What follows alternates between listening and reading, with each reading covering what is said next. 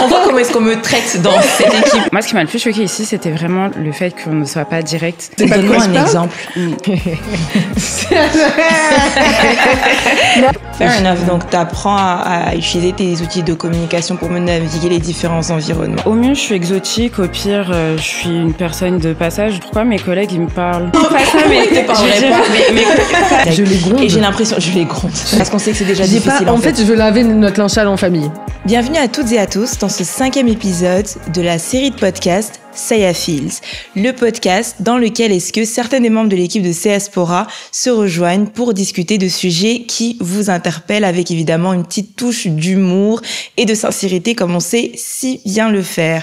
Aujourd'hui, pour ce 5e épisode, on va parler des chocs culturels. L'objectif de ce podcast, c'est d'arriver à créer des ponts entre nos sociétés et notre communauté d'origine avec notre société et notre communauté d'accueil qui est le Canada. Je me présente, je m'appelle Jamila Touré, je suis la fondatrice de CSPORA et aujourd'hui avec moi, j'ai Nasma, lead du développement numérique. Bonjour Nasma. Bonjour. Et j'ai également Mathie, chargée de projet de CSPORA. Hello. Vous allez bien mesdames? Ça va, merci. Très bien, très bien. Oh, j'aime bien. Très, et très toi-même? hâte. Moi, écoute, merci de demander. C'est la première fois qu'on me demande en fait. C'est le 5e épisode. Franchement, on voit comment est-ce qu'on me traite dans cette équipe. On voit comment est-ce qu'on se soucie de mon bien-être. C'est gentil, merci, je vais bien. L'objectif de cet épisode, mesdames, c'est de parler de tout ce qui nous a un peu interpellés à notre arrivée au Canada, les différences finalement qu'on a vues, qu'on a analysées, qui nous ont un peu surprises, admettons vraiment d'un point de vue très transversal. J'aimerais qu'on puisse commencer avec les relations interpersonnelles. Est-ce que vous avez été surprise par certaines différences entre la culture canadienne et votre culture d'origine? Puis dans vos éléments de réponse, mesdames, je vais vous demander s'il vous plaît de préciser d'où est-ce que vous venez. Alors, d'où je viens? Nasma, comorienne d'origine, française Parce que je sais pas si je peux pas être fière en ce moment. C'est pas le moment d'être fière. Mais des fois, ça m'arrive pendant la Coupe du Monde. Mais française, donc née et j'ai grandi là-bas. Moi, ce qui m'a le plus choqué ici, c'était vraiment le fait qu'on ne soit pas direct. Et je pense que ce soit dans ma culture d'origine, donc qui est comorienne, ou que ce soit dans l'environnement dans lequel j'ai grandi, qui est la France, où on est quand même assez direct, où on n'a pas peur du débat, où on va dire ce qu'on pense, parfois à outrance aussi. Bah ici, c'est pas du tout quelque chose qui se fait, donc c'est énormément de travail de comprendre vraiment ce que les gens nous disent quand ils nous disent quelque chose. D'adapter Si le ton. Ouais. Si c'est oui, c'est pas oui. Si c'est non, c'est peut-être pas non. Si c'est bien, c'est peut-être pas bien, on sait pas. Donc ouais, je dirais c'est ça qui m'a le plus choquée. Ouais, définitivement. Genre si on prend ça, mais en plus c'est parce que je pense que ça dépend aussi de notre type de personnalité. Ouais. Mais moi qui ai tendance, quand j'argumente, on peut croire que je te crie dessus. C'est pas ça, c'est que j'aime argumenter comme ça. Genre, qu'on parle de politique, de films, ça peut être des sujets vraiment bêtes en plus. Ouais. Et ça a rien d'agressif, mais c'est vrai que parfois au début c'était dur de le faire comprendre. Et, moi donc je suis née à Paris, j'ai grandi, mais j'ai aussi passé beaucoup de temps au Sénégal. Et alors je me dis, mais au début je me suis dit, mais si pour vous c'est agressif, allez au Sénégal et écoutez-les parler politique. Juste dans la rue, tu sais, devant les maisons, là, quand on négocier. Essaye de négocier, essaye d'acheter ton tissu. Mais non, mais tu vas voir c'est quoi. Je te jure. Donc, j'avais en tête des images, même ou dans ma famille, quoi, où genre, quand on parle de politique, mais on se hurle dessus. Et ensuite, mais on aime ça. Et ça n'a rien de personnel. Faut pas le prendre personnellement. Et donc, il y a des fois où vraiment, genre, je me suis dit, non, mais c'est pas comme ça. On écoute l'autre parler. Non. C'est à qui parlera le plus fort. C'est à qui parlera le plus fort. Et c'est ça qui est bon, moi, genre, débattre en donnant des tours de parole, en se donnant là, tiens, non, c'est celui qui a le truc qui parle. Ouais. Ça se passe pas comme ça. Ça se passe pas comme ça. Hyper diplomate.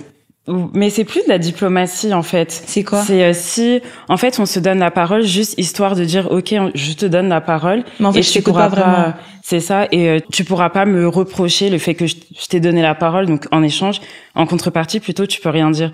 Donc, au final, je sais pas si c'est non plus une bonne chose parce que je peux dire quelque chose d'extrêmement négatif Et on va me dire, ok, d'accord, je t'ai entendu, mais en fait, on m'entend pas. Donc, à quoi ça sert? Et même le politiquement correct aussi. Moi, voilà. c'est un truc qui m'a choqué. Ouais. En tout cas, là, par exemple, que ce soit en France ou au Sénégal, il y a des choses que je dis, mais même en tant que femme noire, genre sur ma propre communauté, et j'ai été reprise par des blancs qui disaient que je ne pouvais pas dire ça. Mais j'étais comme, mais ça ne s'adresse pas à toi. Je sais pas de quoi je parle. Donne-moi un exemple.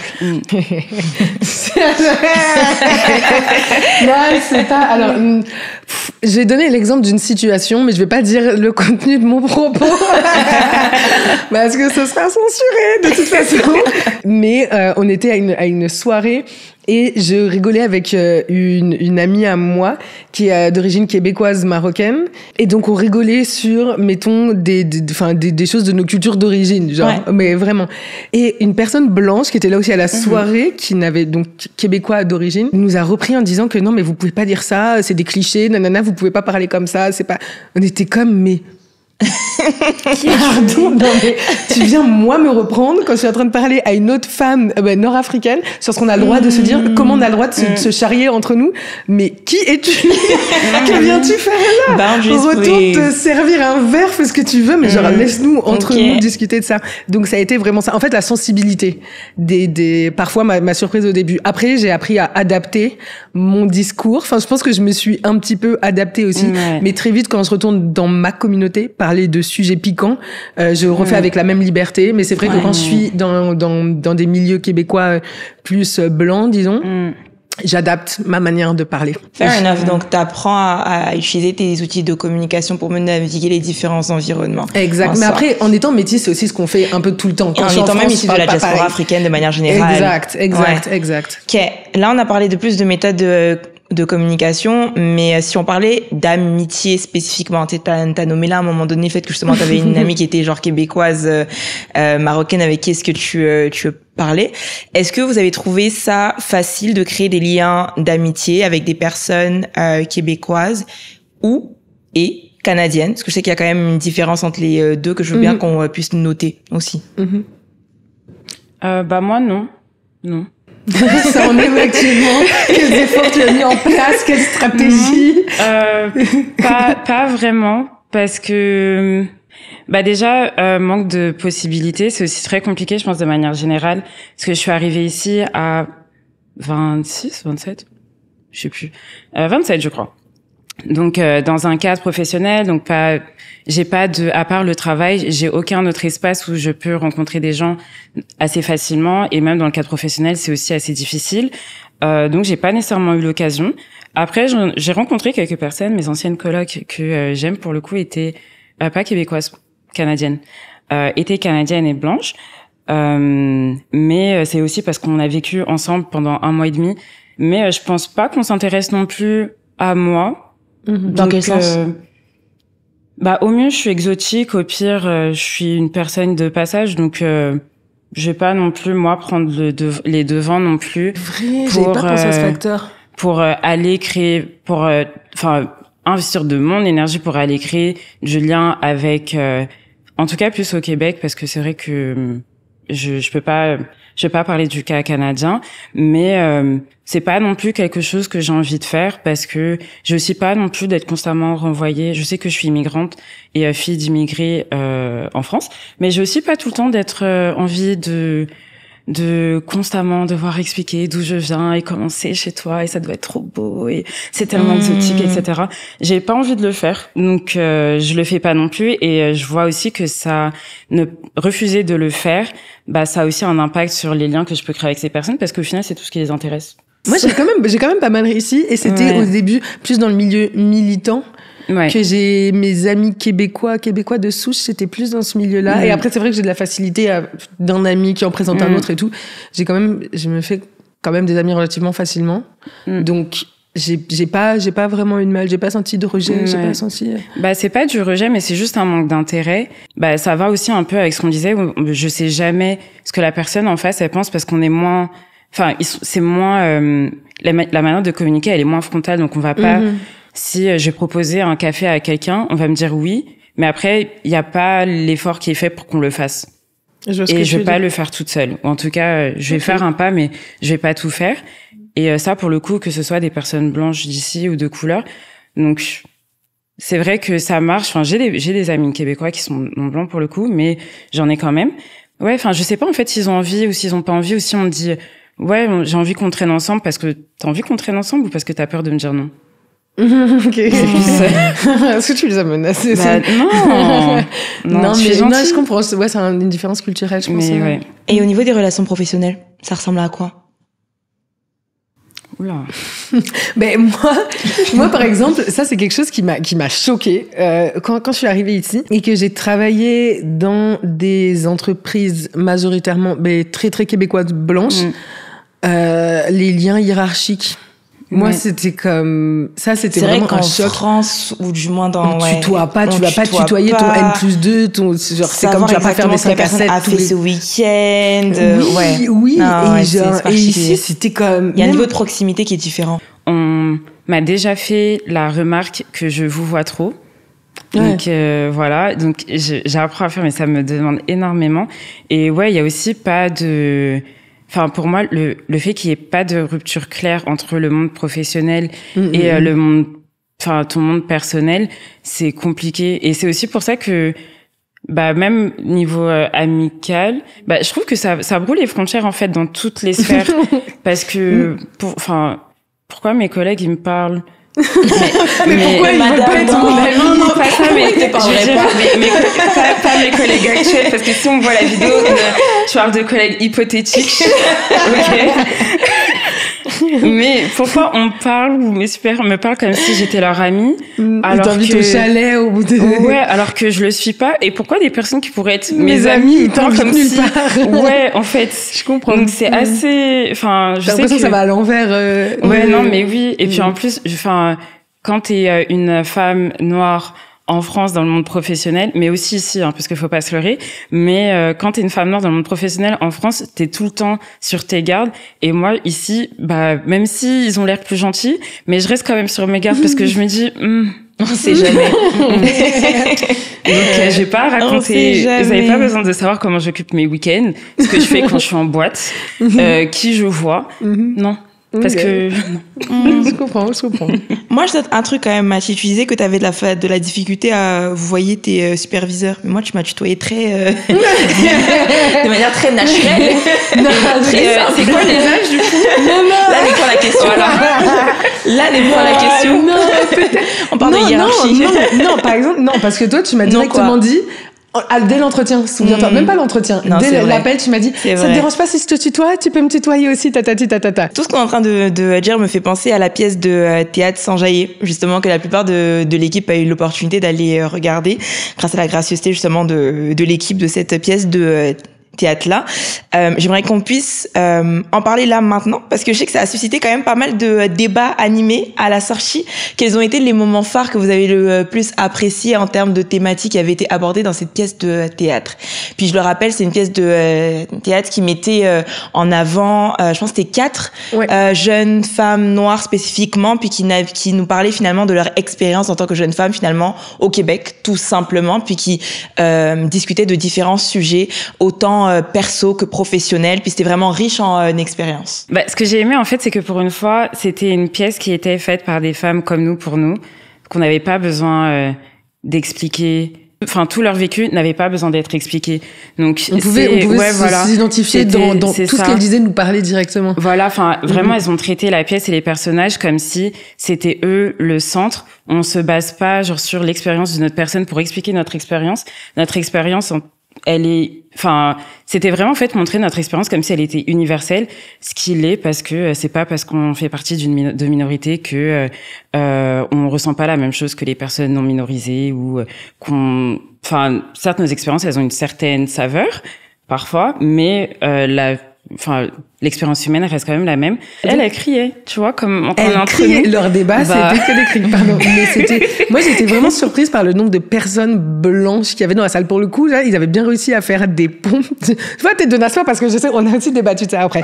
Mais il y avait, pour le coup, je pense que ça devait être presque un 2/3, des personnes qui étaient des personnes blanches dans la salle. De manière générale, j'ai l'impression que les espaces de théâtre sont plus fréquentés par des personnes blanches au Québec. Mais dans la pièce, la manière dont elle avait été écrite, c'était pas du tout fait pour un public, en fait, même si c'est pas forcément fait pour des personnes blanches. Je me rappelle que j'étais allée voir une pièce de théâtre qui était faite par une personne queer issue de Côte d'Ivoire qui mettait en scène genre des personnes, des femmes trans ivoiriennes. Donc ça avait l'air vraiment ciblé par rapport à un public en tant que tel. Puis la majeure partie des personnes qui étaient dans la salle, c'est des personnes blanches également. Je pense juste que l'univers théâtral, les consommateurs du théâtre au Québec sont majoritairement blancs, même si les pièces de théâtre qui sont présentées sont pas forcément pensées pour cet auditoire-là. Mais c'est un gros risque justement de se lancer là-dedans, parce que sachant que, et là il y avait pas de, entre guillemets, d'effort de fait pour expliquer par exemple les références. Il y avait énormément de références tout au long de la pièce, et parfois on se regardait, on était comme, mais franchement je serais curieuse de savoir s'ils ont compris, parce qu'ils rigolaient. Ouais, on se disait, mais vous rigolez pourquoi? Mais en fait, c'est sûr que vous n'avez pas compris, parce qu'en plus c'était des personnes aussi d'un certain âge. Et il y avait quoi comme référence? Oh, il y avait des chansons hyper actuelles de parce que Beyoncé encore c'est très mainstream, mais genre de rap, je crois, c'était pas Sexy Red ou je sais plus. Ouais, si, je crois, il y avait Sexy Red. Bah pour le coup, il y avait aussi pas mal de conversations qui ne parleraient sûrement pas des personnes qui font pas partie de notre communauté. Donc quelle responsabilité en tant que consommateur noir on a avec des entrepreneurs noirs. Et je pense pas que c'est des questions que les blancs se posent quand ils consomment. Voilà. Donc ça montre aussi, fair point. That's a fair point. Quoique, non. Après, le déterminisme est différent aussi. Ouais, non, et puis en plus, depuis Black Lives Matter, si, quand même. Parce que maintenant, sur Google, il y a Black Owns. Donc, on peut faire ça. Mais, non, mais au-delà de ça, je pense que, c'est quand même des conversations, et parce que je suis sur Twitter, donc je revois beaucoup des conversations passées intracommunautaires, mais une qui revient souvent, c'est justement ta responsabilité en tant que consommateur de couleur, ou racisé ou peu importe, est-ce que tu dois consommer. Et pareil, la manière dont la question elle a été abordée, c'était vraiment comme si elles étaient, et de toute façon c'est ça la pièce, elles sont dans leur salon, elles sont en train de parler entre copines, et c'était vraiment vraiment comme si elles étaient en train de parler de cette conversation entre copines. Donc mais si on reprenait justement ce sujet, qu'on le ramenait à notre conversation que nous avons là maintenant, mesdames, si on se demandait est-ce que justement soutenir les African owned ou black owned businesses, est-ce qu'il fallait le faire justement dans tous les cas et à tout prix, qu'est-ce que vous répondrez? Ça va dépendre du type de business, moi, je pense, déjà. Moi, je vais pas répondre je vais dire ni oui ni non, mais idéalement, oui, si à qualité de service, qualité de produit, etc., on a un entrepreneur blanc et un entrepreneur noir, oui, là, on va aller soutenir à qualité égale, c'est ça. On va aller soutenir, du coup, le business black owned, parce que, on sait, tout ce qu'ils ont dû traverser pour pouvoir ouvrir. Par contre, si c'est médiocre, je vois pas pourquoi je devrais aller là-bas plutôt qu'autre part. Parce que je suis racisée, j'ai pas le droit aussi d'avoir de la qualité. Fair enough. Et même si je pense, je pense qu'il y a une limite entre, on sait, toutes les difficultés systémiques en partie, qui font que ces personnes, elles ont du mal à pouvoir avoir leur propre business, et que c'est aussi extrêmement difficile de pouvoir le garder. Bien sûr, mais après cette responsabilité de si ça marche ou pas, de si ça devient un succès, on peut pas l'attribuer que au support ou au non support de sa propre communauté, parce que c'est pas comme ça que ça marche malheureusement. Et si ça non, c'est pas comme ça que ça marche, parce qu'on vit dans un certain système que je nommerai pas, mais dans l'idéal, oui, aussi ils auraient droit d'être médiocres, et ils pourraient aussi vivre comme il y a plein d'entreprises qui sont médiocres et qui arrivent à tenir. Mais moi, ça m'énerve encore plus. Je sais que c'est pas forcément bien, parce que comme tu dis, ils ont le droit d'être médiocres. Non, mais genre, quand ils font quelque chose, par exemple, de mauvaise qualité, et que, genre, j'ai l'impression, tu nous représentes tous, genre, fais pas ça, ça genre, contribue à ça veut dire qu'ils ont une responsabilité aussi envers nous. C'est injuste. En termes de représentation.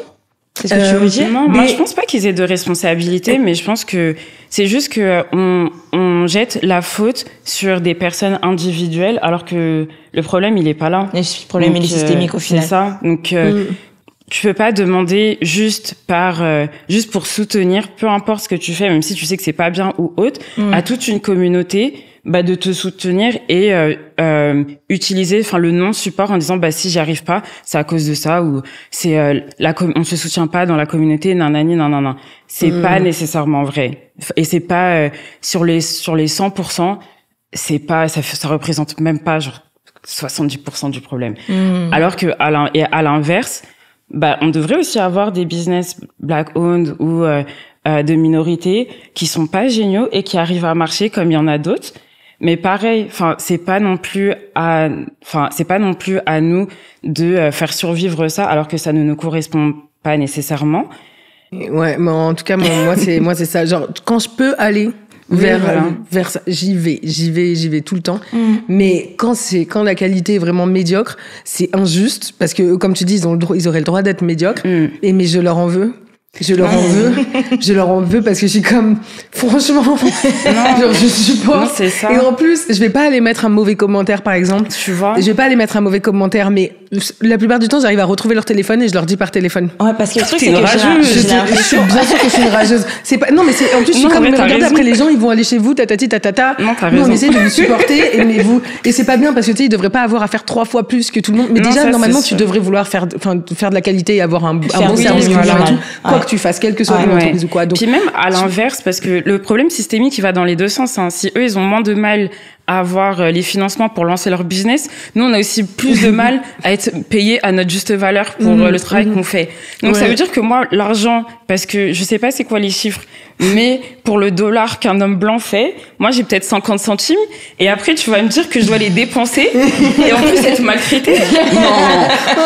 pas ça non plus, c'est vrai qu'on pense aussi de Tu vois, ça va dans les deux sens, Non, en je suis fait. Donc, c'est pour d'accord, ça que je suis je dis, tu d'accord. veux pas tout mettre sur le dos des Je suis gens. d'accord. C'est trop facile. Mais ce que j'aime bien dans ce que tu as mentionné, Mathie, par rapport au fait que tu vas pas forcément mettre un commentaire sur la page qui va être visible au final par tout le monde, toute communauté confondue, mais tu vas prendre le téléphone et leur dire ça de manière directe. Je les gronde. Et j'ai l'impression, je les gronde. Non, mais je te Mais le jure, truc, c'est que j'ai fait ça il y a 3 semaines encore. J'ai l'impression en fait que il y a cette espèce en fait de malaise un peu qu'on a à dire haut et fort que ces business-là sont pas forcément pertinents. Parce qu'on n'a pas envie de le faire sur la place publique, en fait. Tu Pourquoi vois, c'est comme parce que je vais pas donner le bâton à d'autres personnes qui sont pas de communautés minorisées ou quoi, de nous battre après. Parce qu'on sait que c'est déjà J'ai difficile. pas, en fait, je veux laver notre linge sale en famille. C'est juste ça. J'ai envie de laver le linge sale en famille parce qu'on a déjà assez de difficultés. Mais par contre, je vais te le laver. Elle va prendre le et saurage, ça va être, la machine va être, ah oui, ça va être un lavage à la main, tu vois. Propre après. Mais non, mais je te jure, je suis comme, c'est pénible en fait parce qu'on essaye de soutenir ou quoi. Quand vous faites des trucs comme ça, vous nous, genre, franchement, ça, en fait, ça me blesse. C'est normal. Je suis blessée. Mais entre nous, on en parle. Derrière les portes closes, on en parle. On n'a pas de mal à on s'en sait parler. quel restaurant est-ce qu'on va recommander. Exact. On sait Entre quel nous, on n'a pas de hairdresser mal. on va On recommander. va te dire là-bas, tu vas te faire maltraiter. Exactement. Le service va être long. La nourriture va être Exactement. froide. Mais sur on la le met place pas forcément publique, sur la place non. publique. Pas moi, en Ouais. tout cas. Pas moi. I hear you. Et je pense que dans tous les cas, ça va aller de manière exponentielle compte tenu du fait qu'on a de plus en plus d'entreprises qui sont leadées par des personnes issues de la minorité. Il y a un article justement qui était sorti dans Statistique Canada qui nommait le nombre justement de propriétaires d'entreprises noires au Canada qui s'élevait à 66 880, ce qui représente approximativement 2,1% de tous les propriétaires d'entreprises. La majorité d'entre eux étaient, bon, évidemment des hommes, des personnes immigrantes qui résidaient en Ontario ou du moins qui venaient du Québec. Même si ça constitue pas forcément un pourcentage qui est énorme, je pense que comparativement au pourcentage de personnes issues des minorités qui sont au Québec, il y a une corrélation à faire. Je pense qu'on prend davantage notre place sur cet échiquier entrepreneurial canadien et pour reprendre tes mots, Nasma, on mérite toute la qualité qui nous est due quelque part en fait. Donc pour ma part, c'est bien à noter, c'est bien compris. On lave notre linge sale en privé. Mais ça, vous êtes d'accord avec ça ou pas? Personnellement, Non, moi, je suis d'accord. Non? Moi, je suis des deux. Pourquoi? Je suis des deux. Je suis d'accord avec le fait que c'est important de le dire en aparté, mais je prends également en considération le fait que par exemple, les notations qu'il y a sur Google, les 3 étoiles, les 5 étoiles en tant que tel, ça a un impact. C'est un impact et ça a un poids. Ça te permet de partager rapidement ton avis sur un type de service. Par exemple, pour ma part, j'adore commander africain sur Uber Eats. Et je remercie toutes les personnes qui ont noté les différents services de restauration africains en bonne et due forme de manière visible pour faire en sorte justement de me permettre de mettre mon argent là où est-ce que je vais être satisfaite au final, tu vois. S'il n'y avait pas eu ces commentaires ou ces notations publiques, j'aurais pu me faire avoir voir si ces personnes-là n'avaient pas forcément pris en considération les feedbacks à huis clos, du moins au final, qui leur auraient été partagés. Parce que je pense qu'on a un pouvoir de communauté qui mériterait d'être adressé sur une place publique également, mais pas tout le temps non plus. C'est pour ça que je suis en mode in between. Je pense qu'on a un juste milieu à trouver. Genre si c'est anonyme, ça te va? Comment ça? Bah comme tu vois, les étoiles, comme c'est anonyme.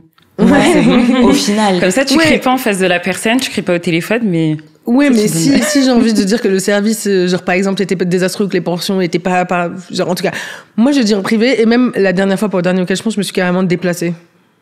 C'était pas loin de chez moi. Je me suis déplacée. Je vais pas citer le nom du resto. Ouais. Mais après l'appel, la tantine m'a rappelé. Parce que j'ai laissé un message vocal. La tantine m'a rappelé. J'ai lui envoyé un texto. Et après, je me suis déplacée.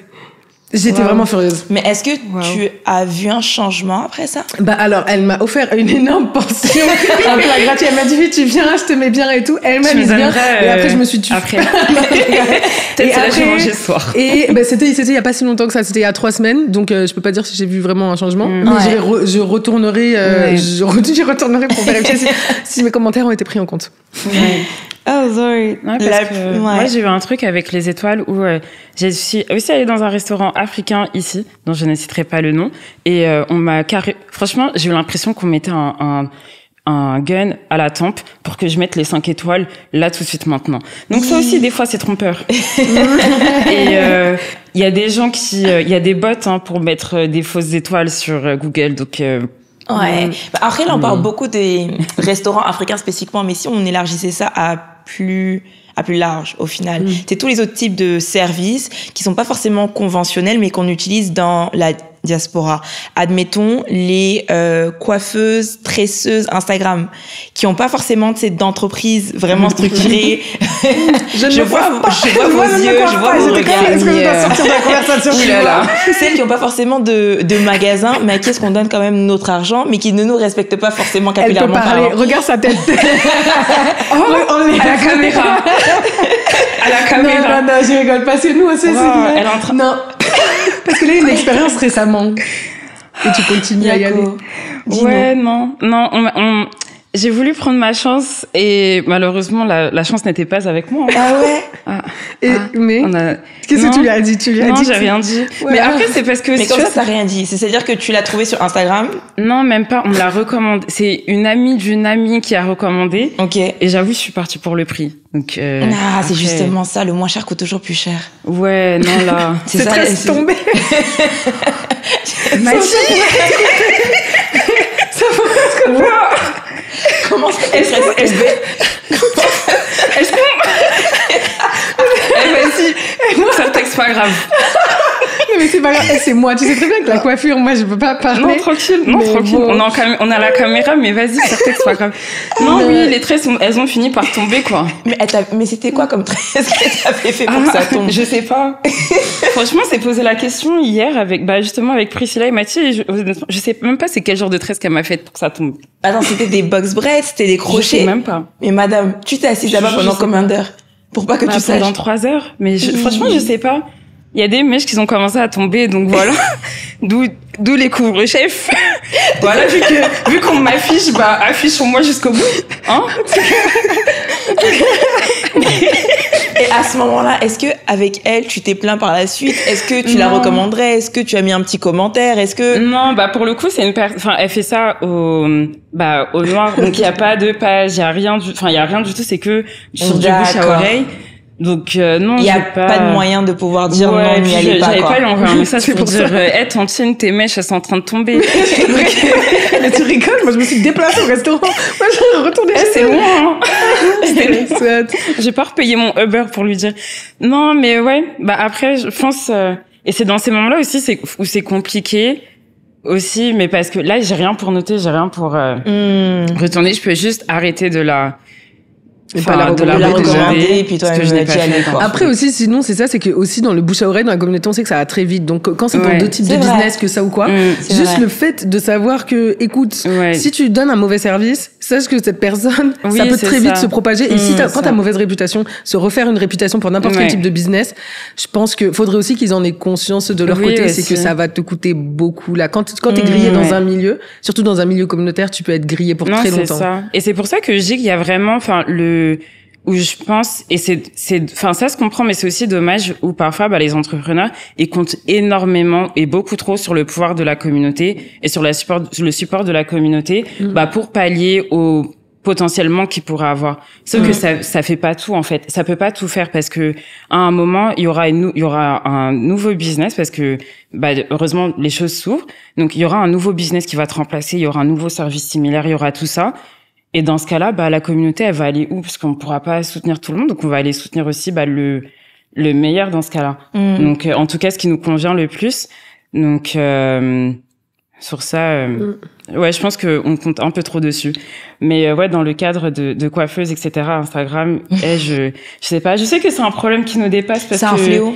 Mais pourquoi c'est un fléau? Parce qu'il y a que ça en fait en ce moment. Il y a même un retour c'est bon, les Instagrammeuses, les TikTokeuses, coiffeuses, on les laisse. On va retourner chez nos tantis qui serrent peut-être notre crâne, mais au moins on sait qu'il y aura aucune mèche qui va. Moi c'était une tantine.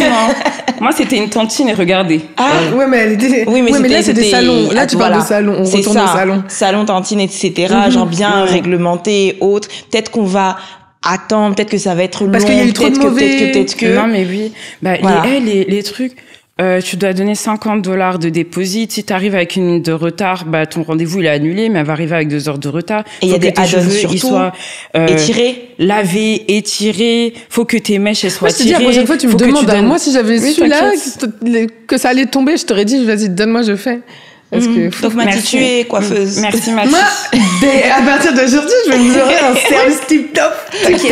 Petit cocktail à l'arrivée, tout ça. Vous en faites pas. Je sais bien traiter mes invités. Est-ce qu'il y a de la nourriture aussi ou? Je sais pas.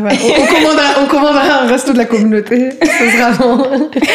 Service complet. Voilà. Pour reparler justement de restaurants et consorts, il y a un autre type de tendance, c'est qu'on remarque quand même pas mal au Canada, pour ma part, que j'ai découvert ça davantage ici aussi, c'est vraiment tout ce qui a trait aux fusions. Les restos fusions, les restos africains qui mélangent, tu sais, genre par exemple, poutine à la loco. Ce genre de choses, tu vois. Là, ils vont se reconnaître. Non, c'est une question vraiment comme une autre. Est-ce que vous pensez que les restaurants africains, African owned et consorts ont besoin de fusionner pour réussir? Moi, franchement, c'est quelque chose qui m'a un peu, pas déçu, mais énervé ici, c'est que je m'attendais à retrouver les mêmes goûts, avec la même puissance, les mêmes assaisonnements que, mettons, au Sénégal ou quoi. Même si ça peut jamais être pareil, parce que personne cuisine mieux que mes tantes, mais que ma grand-mère. Les épices, elles ont pas le même goût ici. Les épices, déjà, ont pas le même. Non, mais c'est que même ils veulent s'adapter, c'est très light en général. Hein. C'est vraiment light, que ce soit dans les portions, que ce soit dans quoi. Je comprends, dans un sens, parce que, en fait, j'ai envie même de leur demander. Genre, il y a des fois, j'aurais demandé, mais on m'a pas répondu. Ils nous dit non, le goût est très bon. J'ai dit, on sait que c'est pas pareil. Mais genre, je comprends que vous ayez besoin de vous adapter parce que vous avez aussi des consommateurs issus d'autres communautés et qui ne sont, pour eux, le choc culturel pourrait peut-être être violent pour le coup. Donc, je sais pas si on a besoin de ça pour survivre ici, mais je trouve que c'est rarement des très bonnes idées. Oh oui. Ouais, je pense qu'il est. Parce que franchement, je suis d'accord avec toi. Je pense qu'il y a des fusions. Il y a des fusions sont pas à faire. Tout n'est pas mélangé. Il y a des fusions, ça peut se comprendre. Franchement, non, mais il y a eu des fusions. Franchement, respectfully, je pense pas que la cuisine québécoise puisse être fusionnée. Respectfully. Je pense en tête, il y a des trucs, mais pas avec nos cuisines. Je pense que c'est trop différent. Ouais. Le pont non, se fait, mais là. C'est ça, tu vois. Il y a des ponts qui peuvent se faire, mais je pense qu'il y a des ponts, voilà. C'est les petits ponts en bois, là, les fondations ne seront pas solides. On va laisser. Donc, voilà. Mais je pense, par exemple, à Paris, où tu vois, t'as des trucs fusion où il y a du sens. Tu vois, par exemple, je sais pas, Caraïbes, Afrique ou des trucs du style. ou je sais pas, d'autres trucs. Oui, mais non, parfois ça va trop loin, je suis désolée. De toute façon, tout Poutine, moi je dis non. Justine pour les Poutines de ce monde, franchement, Justine. Non, mais c'est très bon. Hier, c'est très bon solo. Poutine fusion mon combat. Non, mais hier j'ai vu Poutine feu. Genre, c'était des Poutine. Les feux ou faux, là, tu sais, les trucs asiatiques, au final. Ok. Je vous jure, je vous enverrai. Non, m'envoie pas. Je mettrai ça dans les commentaires. Non, mais en plus, il y a qu'un restaurant qui fait ça, donc faut pas qu'ils se reconnaissent. Mais j'ai vu ça hier. Mais en plus, c'est une influenceuse qui allait goûter ça et tout. Nanana. Est-ce qu'elle avait trouvé ça bon? Faut arrêter. Je voulais même pas écouter. Tout est bon quand t'es payé. J'ai regardé son son. Tout est bon quand t'es payé. Si j'avais été invitée, peut-être que j'aurais dit que c'était bon. En tout cas, aussi en soi. Hein. Mais comme quoi, les autres aussi communautés font des fusions, parfois hasardeuses. Mais eux aussi, je vais aller les interroger sur place. Non, parce que ça a pas de sens. Comment tu mélanges une poutine avec ça faisait une bouillie, il y avait enfin, en tout cas, c'était ni fait ni à faire. Non, après, pour un coup marketing, tu vois, peut-être. Hein. Mais s'il vous plaît, ne le proposez pas. Ça a fonctionné, je l'ai envoyé à 15 personnes. Donc, en tout cas, la vidéo, il va y avoir des vues. Hein. Non. Mais pour insulter, mais j'ai pas recommandé, j'ai juste envoyé, j'ai dit, regardez aussi. Ah, donc, en Asie aussi, hein, on fait des fusions non pertinentes. Ouais, très bien dit. La pertinence, en tout cas. Et si on parlait maintenant des chocs culturels qu'on a rencontrés par rapport au dating?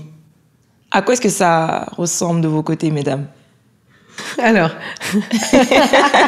à quoi est-ce que ça ressemble? Parce qu'apparemment, les gens ne savent pas ici, peut-être, en tout cas. Mais moi qui ai tenté... mais je me suis dit, vas-y, on va sortir de sa zone de confort, on est là, on va découvrir. C'est bien, c'est important. Mais oui, c'est important, n'est-ce pas? C'est important. Et je me suis dit, ok, pourquoi? Mais c'était pas sur des apps ou quoi, c'était genre quelqu'un que je connaissais. Ça n'est pas allé forcément très loin. Je pense qu'il y avait beaucoup de différences. Juste pour préciser, c'est une personne québécoise blanche, c'est ça? Oui, ok. C'est ça. C'était une personne québécoise blanche. Et je pense que de manière générale, il y avait un trop grand gap entre nos, genre au niveau culturel. Il y a beaucoup de choses dans lesquelles je savais qu'ils pouvaient pas me comprendre, ce qui créait de la frustration de mon côté. Et puis j'avais envie aussi d'être dans des relations où genre je peux parler à quelqu'un de quelque chose et qui me comprenne directement, sans que j'ai pas expliqué comment tout. je me sens exactement.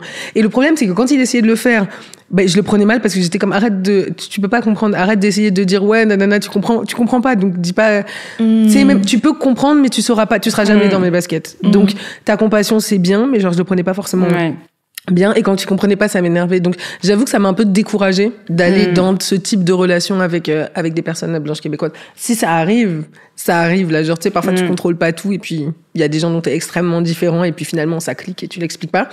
Mais c'est vrai que pour l'instant, ça a été quand même, en tout cas, j'ai senti les barrières qu'il y avait entre moi. Après, c'est que pour mon expérience personnelle. Il y en a pour qui ça se passe très bien, j'en doute pas.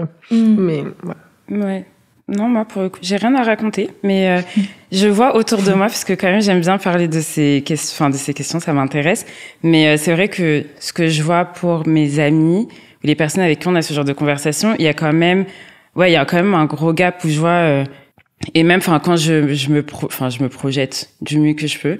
Mais quand j'imagine genre ce que ça pourrait donner, je me dis, mais un peu comme toi, mais tout ce que j'aurais besoin d'expliquer ou même c'est ça, le travail que ça nécessiterait en fait de pouvoir se comprendre serait énorme. Est-ce qu'on a envie de le faire, est-ce qu'on a l'énergie pour le faire, sachant que ce travail on le fait déjà dans notre vie professionnelle, on le fait déjà à tellement de niveaux que dans ta relation t'as envie que ce soit un truc qui coule de source, quoi, qu'on se comprenne directement. Puis même les codes du dating aussi sont quand même assez différents de ce que moi par exemple je connais en France et de ce à quoi on m'a habitué dans ma culture comorienne.